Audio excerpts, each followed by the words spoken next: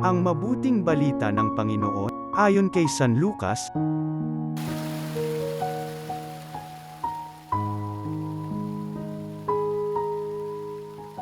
Noong panahong yun, samantalang dumaragsa ang libu-libong tao, anupat nagkakatapakan sila, nagsalita muna si Jesus sa kanyang mga alagad, "Mag-ingat kayo sa lebadura ng mga Parisiyo, ito'y ang pagpapaimbabaw.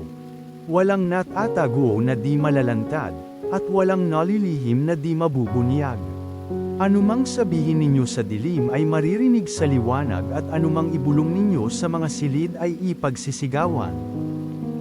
Sinabi ko sa inyo, mga kaibigan, huwag ninyong katakutin ang mga pumapatay ng katawan, at pagkatapos ay wala nang magagawa pa.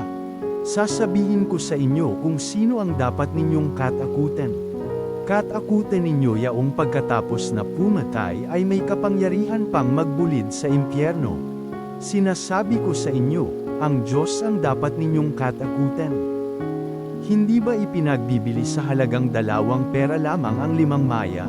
Gayunman, kahit isa sa kanila ay hindi pinababayaan ng Diyos. Maging ang buhok ninyo'y bilang na lahat. Kaya, huwag kayong matakot. Higit kayong mahalaga kaysa mga maya. Ang mabuting balita ng Panginoon.